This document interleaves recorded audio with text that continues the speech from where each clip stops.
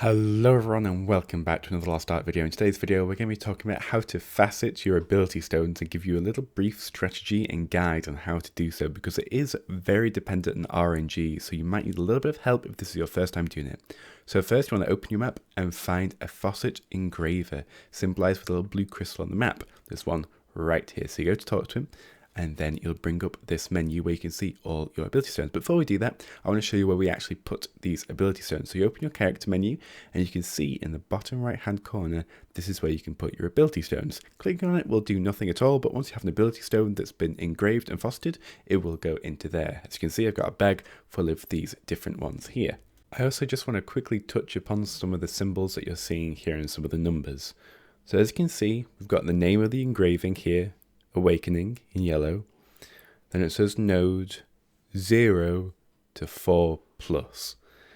And this is the amount of little node modules along the line. So the little points along. This will be very, very clear once I show you the next menu, but this is important to understand. This is a stone of endurance, so it's the worst ability stone that you can get. So that means that you have potential of getting anywhere during faceting between 0 and 4 on that one node.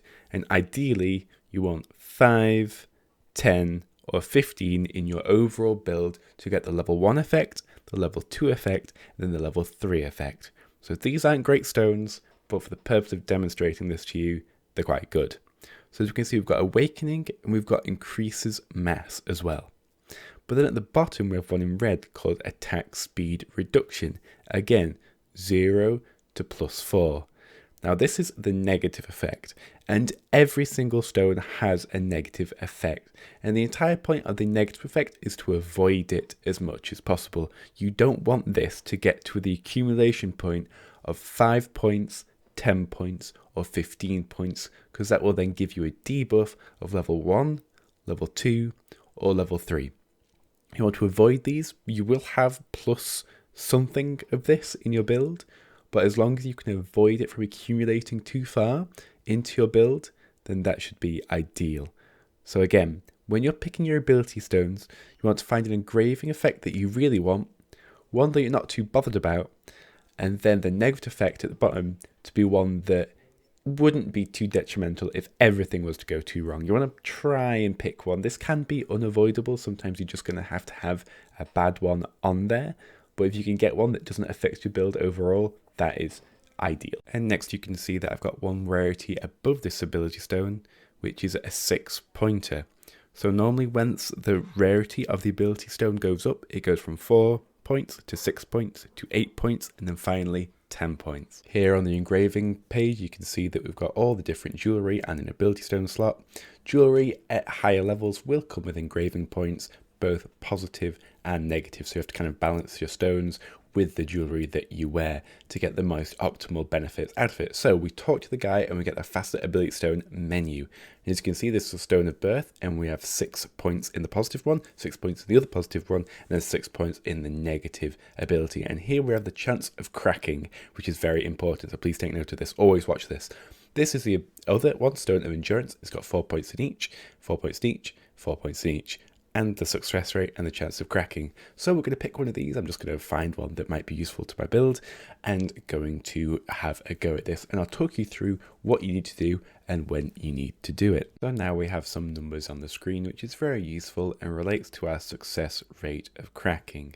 So the basic gist of this: use a top row if the success rate is above 65%.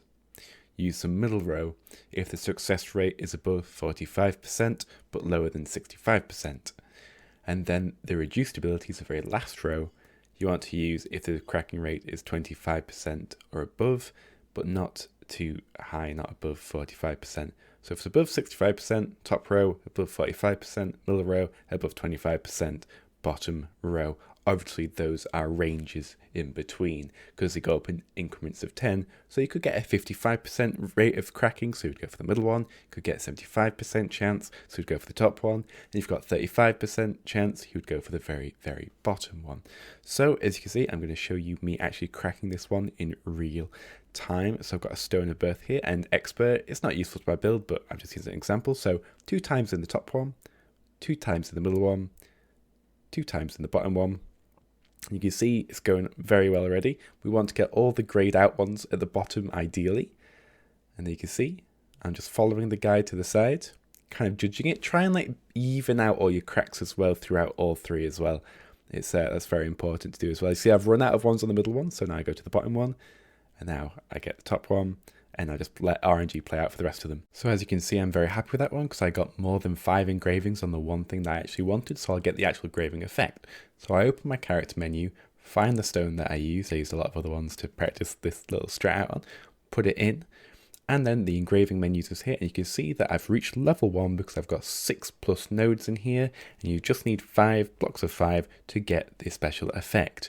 So yeah, that's basically everything to it. So just follow that little guide there. If you can remember those 3 numbers and remember those bars and just do it in order, so you keep the nodes increasing once every single time on the side, so you don't have to like dump a ton into one at the end.